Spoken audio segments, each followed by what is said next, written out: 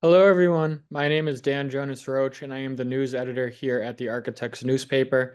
I'd like to welcome you all to the Enhancing Indoor Environments with Mixed Mode Ventilation live webinar, a CE Strong webinar series powered by the Architects newspaper. This webinar is sponsored by WindowMaster. This program is registered with the AIA CES for continuing professional education. Questions related to specific materials, methods, and services will be addressed at the conclusion of this presentation. This webinar is recorded and can be easily replayed when re-registered on the same webinar registration page. Please allow 7 business days to process certificate of participation and AIA credit reporting for this presentation. At the end of this course, participants will learn about wealth and wellness benefits, i.e. learning how mixed mode ventilation systems improve indoor air quality and support the physical and mental well-being of building occupants, thermal comfort with mixed mode ventilation, discover how a mixed mode approach can enhance thermal comfort and energy efficiency across diverse building types, control strategies comparison, understand the differences between automated control systems and manual override strategies in maintaining optimal air quality and comfort in mixed mode systems, and real-life reference cases. Gain insight to how others have utilized these powerful strategies and relate to building projects across North America. We encourage you to ask questions using the Zoom Q&A button found at the bottom of your Zoom window. Now, I'd like to introduce you to today's presenters, Michael Sullivan and Casper Homark-Reven. Michael is the Business Development Manager for WindowMaster's West Coast territories. He has been a part of the glazing industry for over 17 years while in Minnesota. Recently, Michael moved to Los Angeles to join the WindowMaster North America team, bringing his expertise in project management, facade design, and glazing knowledge. Casper is a building performance engineer at WindowMaster and part of their Ventilation Institute. He plays a key role in the natural and mixed mode ventilation strategies of WindowMaster in Europe and North America, including building performance simulations, life cycle analysis, and building codes and standards. His area of expertise is to support the stakeholders of building projects, such as consulting engineers and architects, to achieve successful passive ventilation designs with a focus on sustainable solutions and wellness of building users. Casper has a master's in science and civil engineering from the Technical University of Denmark, specializing in the indoor environment, HVAC, and sustainable design. Remember to please leave your questions for Michael and Casper in the Q&A window. And without further ado, here's Casper. Thank you, Dan. So my screen is sharing now, I assume? Yes, please. Yes, perfect. Okay, for today's agenda, we have a combination of concepts and studies with more practical information. So I'm going to talk about wellness and thermal comfort, while Michael will address more practical details about the actuator hardware for windows, design, mounting, and features, and also talking about what goes actually into an automated natural ventilation systems with the components and so on. Now, natural ventilation really starts with the architecture. Personally, I think it's the most important aspect for a successful natural ventilation design. It really impacts the fresh air that we are able to bring into our buildings, but it's not just about the ventilation, it's also about the overall thermal comfort of the building, where the entire design with glass area, solar shading, building mass, and so on plays a huge role. Through the recent years, we have had or been relying a lot on mechanical cooling components to achieve good thermal comfort in our buildings. But this is not necessarily the best way to always do it for the comfort of the occupants, and it's not always the best thing for a sustainable approach. Before we had mechanical cooling. It was really the designer's job to utilize the building design and the features of the building itself to achieve a good thermal comfort. And I think it's extremely important that the architects are a central part in the communication around thermal comfort and wellness, and can help really communicate these concepts to the building developer from the very beginning. My favorite project, personally, projects are the ones where we have really good communication with the architects and maybe the building owner, and are able to get these concepts of passive ventilation into the design early on. The project showed on this slide here is a kind of a modern take on a Viking hall designed by Henning Larsen. It's the clubhouse of the Scandinavian golf course, a little bit outside of Copenhagen in Denmark. And as you can see, they have really tried to play with these old design concepts for passive features for solar shading and natural ventilation and so on. With natural ventilation and wellness, we are often talking about this access to the natural environment, because different studies have shown the great benefits of locating building users closer to the facade. So both in terms of natural ventilation, of course, but also daylights and window views. This has shown to really increase productivity and reduce what we call the sick building syndrome, which is a term that covers health and wellness in buildings pretty well. It's about all the common issues that we experience in building, such as concentration issues, getting tired, headaches, dry eyes, and so on. One of the great benefits with natural ventilation and operable windows is that we're able to bring the fresh air directly from the outdoors into the building. This ensures that it's not going to be polluted by any dirt or dust before reaching the occupants.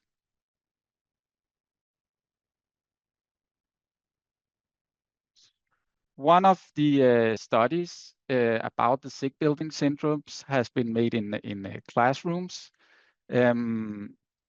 This study really shows the positive impact of natural ventilation on the prevalence of the sick building syndromes. And one of the findings from this study was really that it's often caused by insufficient cleaning or maintenance of the HVAC system. So the air delivered to the occupants can be polluted by bacteria and dust. This is something that will, of course, vary from project to project. But I think that there is probably a lot of buildings out there where the maintenance and cleaning of the HVAC systems are not done properly. We know that this can already happen after 2 years from commissioning, that you see a buildup of dust and so on in the systems. One project to utilize natural ventilation very successfully in classrooms is the beautiful Kresge College, located in the Redwood Forest in Northern California. Here they utilize high-level windows to deliver fresh air to the occupants. One of the other benefits of operable windows and natural ventilation is that we are often a big portion of the year able to deliver air change rates beyond what is typically required in terms of the air quality. And this gives us the ability to make this kind of flush effect of the rooms, where we can quickly remove bad odors or chemicals from materials. And it can also be be beneficial in periods with high infections numbers, that again, we are able to quickly remove the old air from the indoor space. And with that, I will give the word to Michael. If you're ready, Michael. I am ready. Thank you, sir. Good. So I will be covering kind of the basic hardware and solution design for automation and occupant comfort. As you can see here, we're going to start off with the window and vent types. The biggest portion of this is the window and vent types, so it's very important to know why they're significantly important to occupant comfort by enabling the indoor-outdoor climate, or the relationship between the indoor and outdoor climate, providing a more comfortable and controlled environment for the occupant inside, while also using the outdoor elements. These can be used for improving air quality and also psychological well-being. There are a few trade-offs to this, as there can be excessive wind, increased noise, and air leakage, but that is all within the basis of design at the beginning of the process. Our 24-volt DC actuators, these are the typical models we use within every project for natural ventilation. On the left, you see the chain actuator, the louver actuator, which is typically used for a pivot window, the locking actuator. I've typically seen the locking actuators on casement windows to help secure the windows. Usually that's more of an add-on actuator, but we have seen those used in products or projects. And the spindle actuator is typically used on heavier angled windows or skylights. So what is inside and how do the actuators work? As you can see in the picture here, they're sealed within a specific housing. It's either painted, powder coated, or anodized. And the key components within these chain actuators are the chain and the chain cartridge. And one tip to understand how it works is the longer the stroke and the heavier the window, the bigger the chain will get and the housing will suit, or for the housing to suit. So the bigger the window, the heavier the window, the bigger the actuator we're going to have. We have some pretty heavy ones that we call elephant actuators, and that's exactly why they're heavier and more heavy duty. Of course, we have the motor. Again, bigger the load, the more powerful the motor we will need. These are usually normally 24 volt, and we have had higher amp drawn on some other projects for heavier duty, but that's within the programming and maybe more of a custom order. And then as far as the electronics, many of the motors have the basic market feature. They have the motherboard, some wiring, and also now there is ways to go about waterproofing. Not 100% waterproofing, but it can help with waterproof in case you set these actuators in a greenhouse or the elements outside, and any water that gets on the chain will retract back into the motor. We do have steps to help with that. I don't want to say waterproof it entirely because that's not possible. And now getting into more of an aesthetic side, more of the design side of this, and how it can be aesthetically and visual pleasing, and also help with the well-being, where you're not staring at wires, things like that, just hanging all over the place. The first topic is the surface mounted and cover caps. And I have a little sentence here for each. There's the pros and cons. So surface mounting is going to be the most cost effective. It's time saving because what you'll be doing is you'll be mounting it with brackets to the surface of the window, and then the chain actuator bracket will just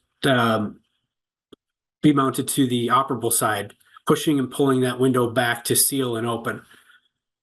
And typically with these, most actuators are delivered natural anodized aluminum, but in the market now, I have the RAL numbers. So these models come in gray, dark bronze, white, and black. We can do custom colors. Of course, that's not going to be as cost effective. With the negative portion of the surface mounted, there's the visual aesthetic. It looks more mechanical, and you're looking at all the bells and whistles that go into this system, unless you move over and start to do something with a cover cap, which I do recommend. With my glazing background, it always makes it look a lot nicer. If you look at the picture on the far right, that is with the cover cap. And then the one to the left of that is the actuators that are sitting behind that cover cap. Typically, that's going to be a piece of brake metal, or if we can get in touch with the window manufacturer in the first steps of the project, we can help design. But again, that's going to be on the glazers and the design team to figure that out. As a actuator provider or manufacturer, we don't provide those angles, but we can help and assist with the design phase. Another point for the cover cap for the actuator is that you can color match.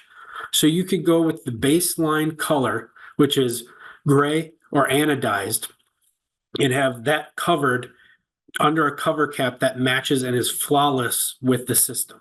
So you don't have to worry about the cost of custom color or actually seeing the wires, anything like that. And it's also very easy to remove for future maintenance, unlike our next slide here, which is the concealed application. Now, again, this is a great application because of the aesthetics, and you can keep it out of the reach of occupants, so no one can fiddle with wires when they're not supposed to, or small children getting their hands on the motors, things like that. But the biggest concern with concealed is the future maintenance and troubleshooting. From what I've experienced with a few projects in my past, were that you'd have to take that whole bottom of that window out to get to the actuator. So it might be a little more manipulation and reconstructing of the window after you replace or troubleshoot the actuator, as it's basically going through the frames and concealing from the maintenance crew or the installers. So one thing with the concealed actuators, or just the regular surface mount, is a big topic that's been coming up lately is the vent prep for cabling. As you can see here, one of our recommendations is to have 3 core flex to control the local connections and the junction box. There's some grommets to protect the flex at the top. And one recommendation is to really clean out once you drill into the window sills or the mullions, is to watch for burrs that can damage that cable flex. Because once they're put through, there's no way of knowing until you pull all the cabling out to see if that's going to work correctly. We also recommend using clips or some kind of containment, maybe a conduit of some sort, to make it, again, aesthetically pleasing, and so people aren't picking at the wires and then not being able to use the actuators because the wires are malfunctioning. Now, as far as how this all works, am I getting ahead here, Casper? I just wanted to make sure if I'm ahead here. No, Okay. it's perfect. No, you're sure, Michael. So one of the technologies that can help with sustaining the system and communicating throughout the entire project to make these concepts happen for thermal comfort and manual and automated control is the motor link technology. It's a unique two-way communication between the actuator, motor controller, and the BMS system. So with this, the motor controller is kind of the center for all of this. And that's where all of the features come in with position control and feedback. There's a 3-speed operation system where it also produces sound level differences with those 3 speeds. The faster it gets, the louder it gets. But if you're at the lowest speed, it's almost silent. You can hear the seals break on the windows, but it's almost entirely silent.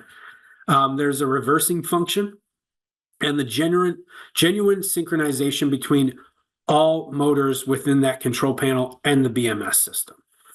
And to have that done, it's usually done through an open bus communication, which is typically BACnet, KNX, LON, and Modbus from the BMS system, which then you can find more parameters within the BMS system to control when the window's open, what zone is opening, what zone should be closed, and all of those parameters. Now, a simple connection diagram for this is as shown. You have the synchronized dynamic facades, the movement and control across the opening and closing of the highest level. You also have the safe operation with the closed mode. The window actuators can detect obstacles, preventing the operation of closing. So there is a pinch point. I have tested that pinch point by accident. So it does pinch your fingers, but it won't break, but it will back off at a point to where I can't push this in any further. We need to back off and start maybe a trickle effect or wait a couple minutes to close again. The accurate control and feedback, which is also presented from the actuator, sending the signal back to the motor controller saying this zone on this window is having an error, and then that can be communicated between the controllers and the BMS system. And again, the whisper quiet operations is the 3-speed. It's actually called True Speed with the MotorLink technology, where you can have it to almost silent. It's a little whisper, but it's not affecting the people, the occupants within the building with loud grinding, anything like that, if the installation is done correctly. And with that, I am going to pass it back to you, Casper. Thank you, Michael. So I think there was a bit confusion with the screens before. Sorry about that, but I hope it works now.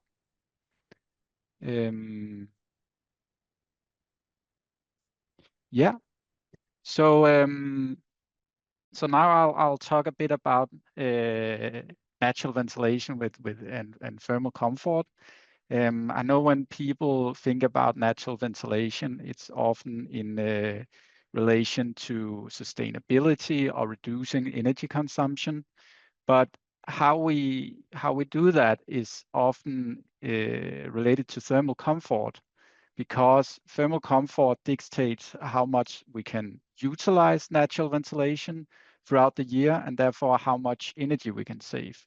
So what is thermal comfort? A lot of it is perception to a high degree. It consists both of physical and psychological factors. We of course have the temperatures, where the operative temperature is most commonly the determining factor, and this can be defined in different ways, but most often it's an average of the air temperature and radiant temperature, and I'll talk about a little bit about that later in the presentation. But we also have more indirect factors, which many don't necessarily think about in the beginning. Something as the design of the environment can impact thermal comfort. The air quality, if the air is stale and stuffy, it can make the spaces feel hotter. And lighting and acoustics can also impact thermal comfort. We also see that people have a tendency to adapt based on the year. So the natural thermal comfort level will be lower in the winter time than in the summertime. What I really try to illustrate with this slide is the fact that there's so many different factors that goes into thermal comfort and varies from person to person. Yet we are often trying to dictate as designers what good comfort is in buildings. And what we should maybe talk about instead is creating good conditions for thermal comfort, but still provide the building users with some agency of choosing when they are comfortable. A survey database from the Center of Built Environment at Berkeley have shown the most common reasons for dissatisfaction in the built environment. And the most common factors we can see are all really related to a lack of personal control or perception of control in our buildings. And one finding was that people with access to thermostats or operable windows were in general more satisfied with the temperature inside the spaces. When we're trying to dictate what thermal comfort is, the expectations of the users are also much higher. One project that really takes advantage of these benefits of providing personal control is the Baltimore School of Law. As you can see, it's a pretty large building. Therefore, they have to use this central atrium of the building to exhaust the air and pull the fresh air through the facade. Now, the facade windows in this building are mainly manually controlled. And this is because there was a lot of focus on using operable windows and natural ventilation in this project as a feature for personal control to the occupants. Another study is showing a direct link between the satisfaction with the temperature and perceived control. We can see here from the results that natural ventilation has a great impact on people's satisfaction with the temperature compared to more traditional HVAC systems. And this is not necessarily depending on the actual temperature of the building, but what we can see on the graph to the right is that there is really a direct link to the perceived control that people have in this building. So again, when we're trying to dictate comfort, people will also expect near perfect conditions. Whereas if we provide them with control, there are more acceptance of a wider range of temperatures. A common building standard to address thermal comfort in buildings is ASHRAE 55. This specifies a comfort zone based on both physical and psychological factors. Some of these factors are metabolic rate, the clothing level, temperatures, airspeed, and humidity. And we're not just talking about a specific temperature here. It's a comfort zone that we can actually move up and down by manipulating some of these factors, especially the airspeed and radiant temperature. And it's also why the architecture, which I will show, is so important in terms of determining this comfort zone. But it's not in all buildings, especially with operable windows, where it's possible to comply with the standard comfort zone of ASHRAE 55. And therefore, another method called the adaptive comfort model has actually been adopted into ASHRAE. And this is to allow designers a greater flexibility to design buildings with operable windows with the goal of enhancing comfort and reducing energy consumption. This method was adopted into ASHRAE based on very extensive research done in 160 buildings on 4 continents in different climate zones. So it covers really a wider range of different scenarios. And what was found is that natural ventilation or the comfort temperature in buildings with natural ventilation strongly depends on the outdoor temperature. People, again, with operable windows and natural ventilation can accept and sometimes even prefer a wider range of temperatures. And this can be explained with preferences, psychological and behavioral adaptation. When we talk about natural ventilation, people will always often assume that natural ventilation cannot be used when the outdoor temperature exceeds our comfort level. And this is actually not always true. There are ways that we can manipulate the comfort on other factors than the temperature to achieve good comfort. One is the air movement inside the occupied space. As we can see from the graph to the left, which is also found in ASHRAE 55, we can actually manipulate the comfort zone by increasing the airspeed inside the space. And this can be done by several degrees. With personal control from, for example, operable windows, where the building users has some influence on the airspeed and the air movement, we are allowed to use a higher airspeed to improve comfort. On the picture, the project shown on this slide is the visitor center at Minnevaska State Park Preserve. And this, as you can see, utilize these high-level windows for natural ventilation combined with ceiling fans to really optimize the comfort.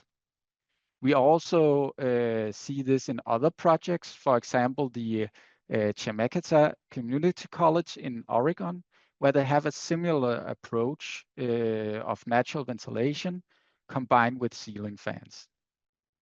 We also see this at the Pleasant Hill Library in California, where they have a big open space with possibility of cross ventilation from facade to facade, which is already great to create air movement inside the space.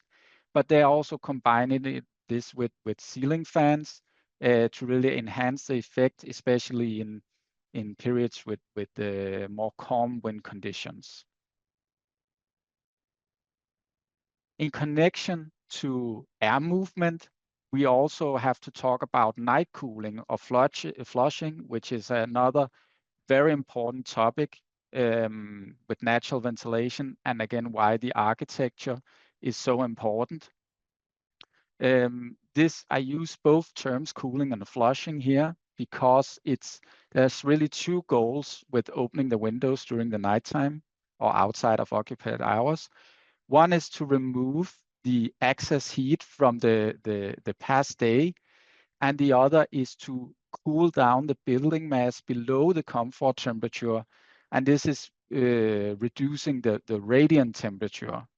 And we talked about the operative temperature a little bit earlier, where it's an average of the radiant temperature and the air temperature. So if we reduce the radiant temperature, we can actually allow a higher air temperature inside the space and still have a good operative temperature. But what we also see from the results in projects is that by cooling down the building mass, as shown on this graph, you can actually keep a nice, comfortable indoor temperature at an acceptable level, as shown here, even on days where the outdoor temperature it gets pretty high.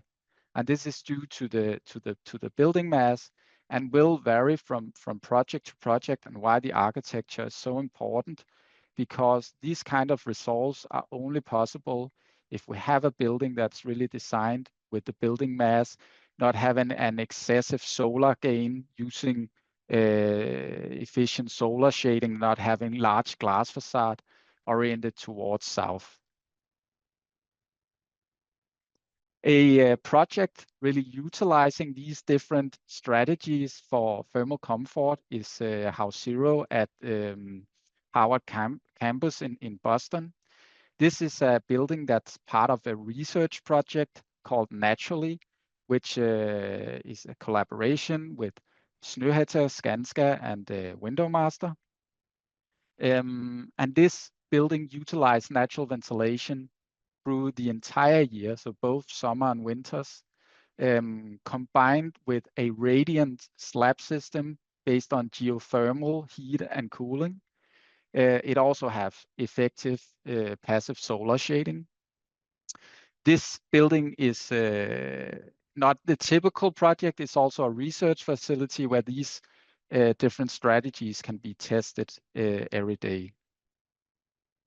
But since natural ventilation is used the entire year in House Zero, there's also been a lot of focus on thermal comfort, of course. And what the typical model we use to evaluate thermal comfort is the PMV model, which is the predicted mean vote of percentage dissatisfied users. And what a updated study of this method has shown is that natural ventilation doesn't really follow the prediction of this method. What we can see here is that when you evaluate the percentage of dissatisfied users based on perception of the indoor environment from cold to hot, we can see on the results here with the triangle for natural ventilation that people are much more accepting of warm and hot conditions with natural ventilation. And this is again directly linked to personal control and having agency of the indoor environment that the users are occupying for most of the days during the work week. Another beautiful project utilizing the concepts are Gullhaug Torg in Oslo, in Norway. This project is, or this building is actually also a part of the naturally ventilated research project. But opposite to House Zero, it's not a research facility. It is a regular office building where there has been a big focus on reducing the operational complexity of the building. Here, naturally ventilated is also used through the entire year, but since Oslo in Norway is a northern country, there's been a lot of focus on thermal comfort during the winter, where it can get very cold, and different strategies have been engaged.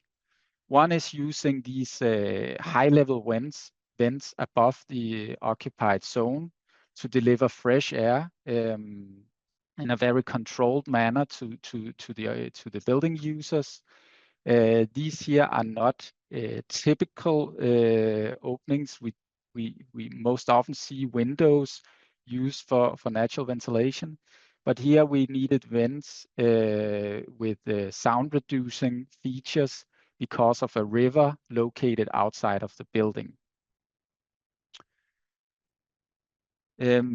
These type of vents, as Michael also talked a little bit about before, is very commonly used for natural ventilation and often recommended because they are easy to control.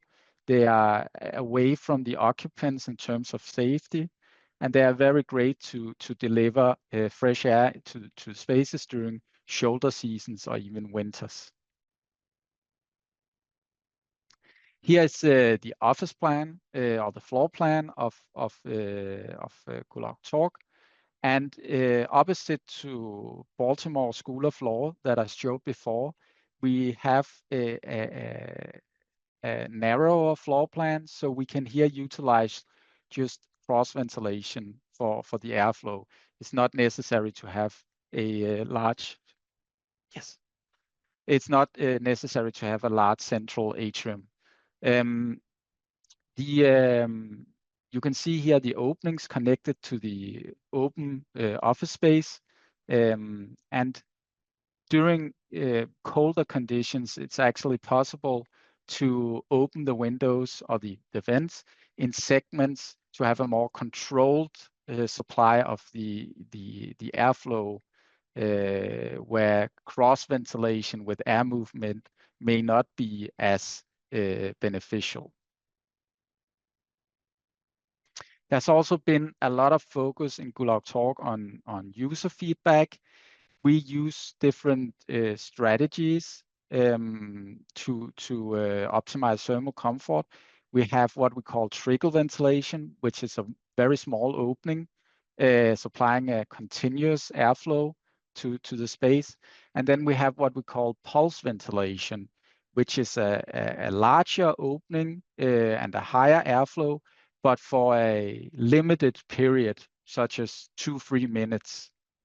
And we have tested these different strategies and received feedback. And what was found is that the building users, they prefer the more dynamic approach with the pulse ventilation. So even though they are supplied with a larger airflow of colder air, they still prefer this compared to the more continuous airflow. And this is actually also what we see throughout the last 30 years in many of our projects, that humans have very good reception of these more dynamic conditions. This kind of feedback also allow us to optimize the system based on the user's preferences. They are able to also give more detailed explanation of what they like and don't like. And I think this is something that should be more common in building projects. It does require a little bit of a budget, but it's a very minimal cost compared to the overall cost of the building. And I think the comfort and the wellness of the users should really be a very high priority. Before giving the word back to Michael, I want to just mention some tools created by the Center of Built Environment at Berkeley to evaluate the potential of natural ventilation. One is the thermal comfort tool, where you can actually see the comfort range based on different factors. And you can also see the adaptive comfort model here. Another is a climate tool, where you can actually on a map pick a weather data file and see the potential for natural ventilation based on that. We also have tools to evaluate air movement with fans and radiant temperature inside the space. So I think these tools are very great also for architects to use in relation to thermal comfort and wellness. And then I will give the word back to Michael. Casper, did you just want to share your screen so we made it easier for everyone? And then I can do that. It's just a couple of slides. Yeah. Yeah. I don't have much else to say. I'll do that. System design. Perfect. Yes. So the system design is something to really consider when we want to achieve these goals. And a sufficient design is one that's shown in this slide. As you can see, it has all the components and how they seamlessly work together to make the occupant comfort and occupant wellness and thermal comfort concept come together. I can start with the keypads, which are on the far right side next to the windows. Those are going to be the manual override switches for the occupants.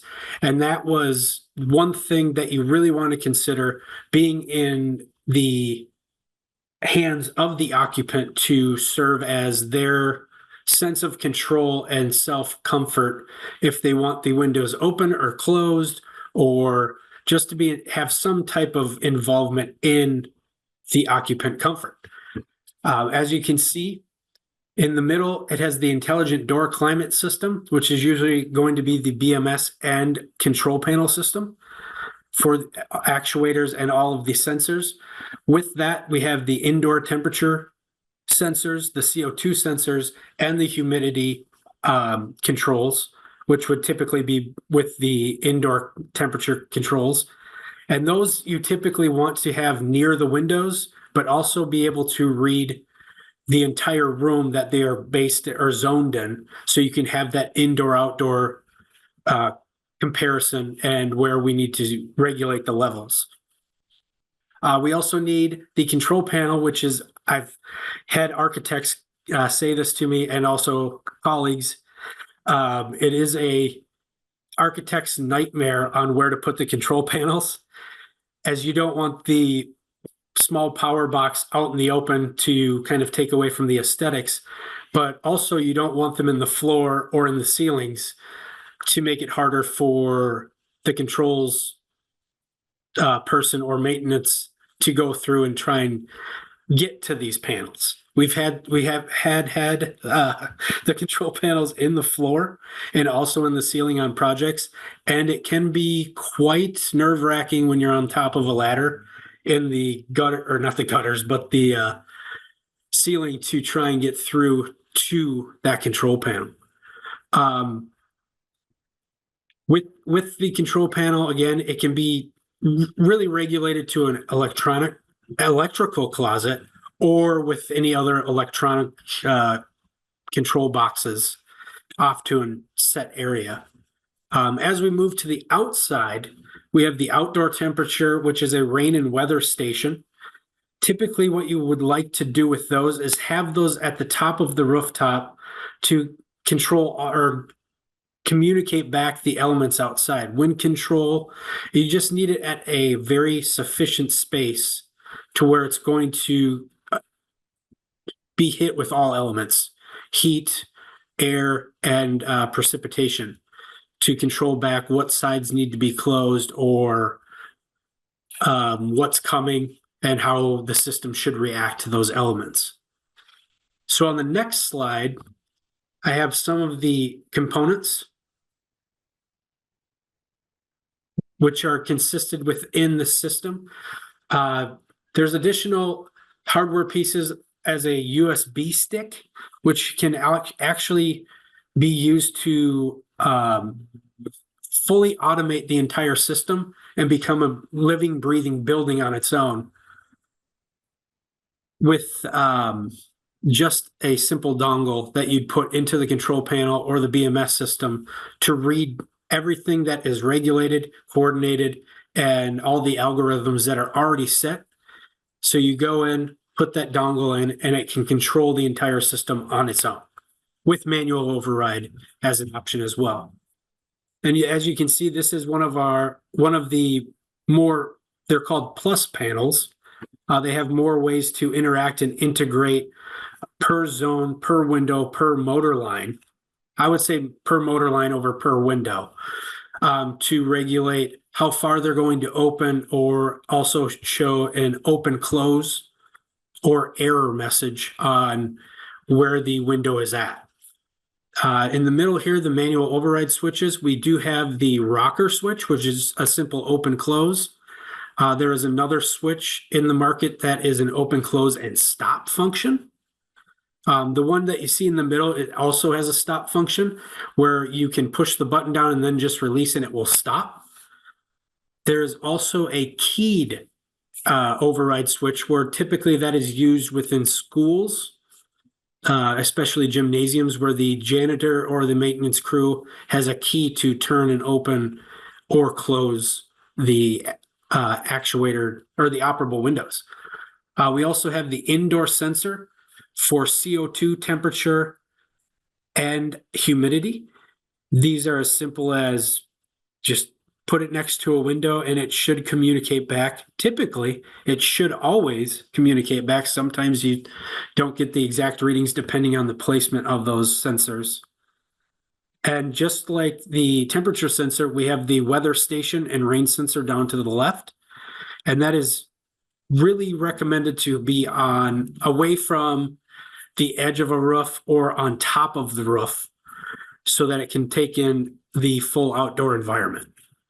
And again, we have the cloud-based, which would be with the dongle system, the USB stick.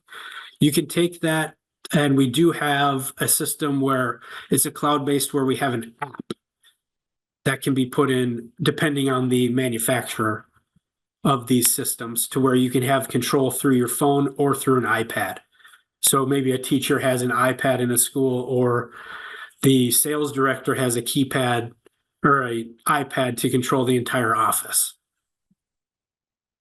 And with that, that is all of the products and integration. I'm sure there's integration questions which we can jump into later. So I will throw it back to Casper. Yeah, so it's close to question time, but I will just quickly present 2 examples of the strategies that we use during the shoulder seasons and potentially the winter time. Because what I talked about before with night cooling and air movement and so on is to increase comfort when it gets warmer outside. But the window operation itself gets really important during the shoulder season. And so what we can see here are the concepts I talked about before with pulse ventilation and trickle ventilation. And they're used in combination here to maintain a good indoor air quality throughout the day. So you can see this is a more extreme example of automated control, where you have a lot of pulses throughout the workday, and trickle ventilation when the pulses are not sufficient in terms of the air quality. But we also have more simple approaches. It's also possible to create a schedule for these pulses instead of having them happening purely demand-based.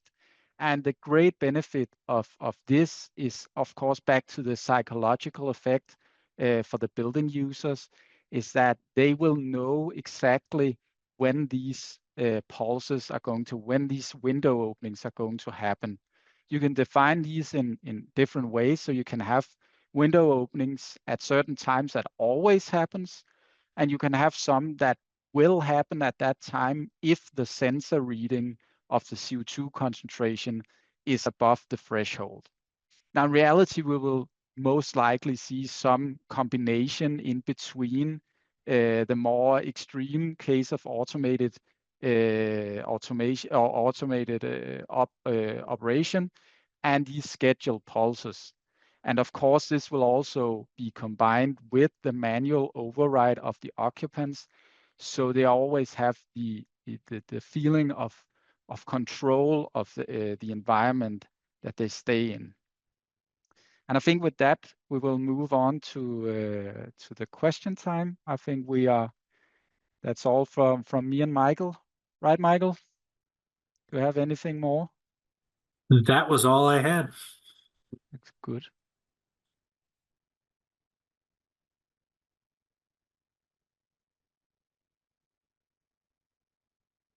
Great. Thank you, everyone. We have time for a few questions. I'm going to go through the Q&A window.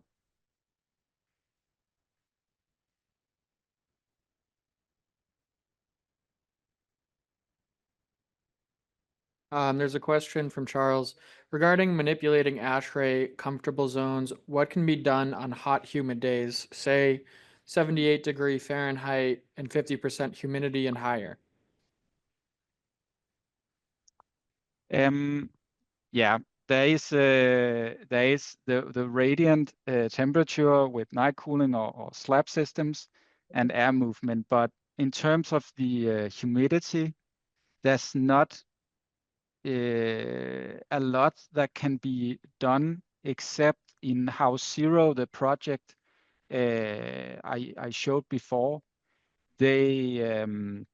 They actually use hygroscopic materials in the building that can help absorb some of the moisture in the air. But there's not really, or it is limited what can be done with natural ventilation for operable window, and that's where we see a lot of the projects being mixed mode, where you can really take advantage of both the best of both worlds, where you have natural ventilation when it makes sense, and then have the possibility for a mechanical system in the times where it's not possible to use the operable windows, depending on the location. What actuators would you use for a parallel opening vent? So those could be, those are typically chain actuators. There's a great project the Bullitt Center in Seattle, Washington. If you go on our website, we have a couple project reference pages, and that shows that we have 2 chain actuators on each side of the window to help push that out. And they have the, I can't think of the word on the hinges, but they're kind of the, not accordion, but that might be right too. But they have the more accordion hinges to it, so where it pushes it out and comes back in. But you can really use any chain actuator on parallel pop-out windows. Cool. Any size, I should say. What is the average premium cost per window for supplying and installing actuators? Ooh, that's a great question. I would have to look into that. I don't really know that answer. Unless Casper does. No, I'm sorry, I cannot. It depends a lot Yeah. on the manufacturer and Yeah. window type and so on. And I just did get a note from Jason in the chat that it's scissor hinge. That's what I was trying to figure out. So scissor hinge is for the parallel pop-outs. Yeah. We have time for one last question. Are the motor controllers able to be programmed so that it can be overridden by a fire alarm system when it turns on, where the automated window vents can be opened if they form part of a smoke control system in the building? Yes, they can. They can be integrated into a fire smoke or fire safety system where if the alarm goes off, the windows will operate accordingly. Okay. And that's usually done between the BMS system and the fire safety people, and then in coordination with the actuator provider to coordinate that from our control panel to their control panel. Okay, we have time for a few more. Is it recommendable to retrofit windows with actuator? I've seen projects where it is. We actually have one right now that we're working on where the actuator is retrofit with the window. That it's very common. We've WindowMaster has been around for 30 years, and we have a lot of projects with that's retrofitted. Also historical projects where you have to be very mindful of the aesthetics. What are some good ways to naturally ventilate high humidity climates like New Orleans? Yeah, again, That would be mixed mode, right, Casper? yeah, humidity, when it gets very high, humidity is an issue. It depends, again, it's a conversation. It depends what is acceptable of the occupants, but it will often end of course, in a mixed mode system where you can use mechanical ventilation when the operable windows is not possible. But I will say in these mixed mode ventilation, we often see that it ends with the natural ventilation being used more than what was anticipated during the design process and the simulations and so on, based on the feedback of the users. And this is back to this concept of being more accepting of more extreme conditions when you have some control of your environment. Okay, well, that brings us to 2 o'clock. I'm going to give some closing words.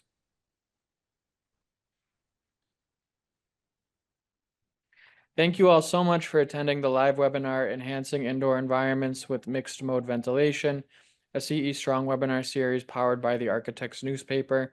This presentation was sponsored by WindowMaster. This webinar is recorded and can be easily replayed using the same registration link. Please allow 7 business days to process certificates of participation and AIA credit reporting for this presentation. A big thank you again to our presenters Michael Sullivan and Casper Homark-Raven, and to WindowMaster for sponsoring this webinar. We hope to see you all again at a future event. Have a great day.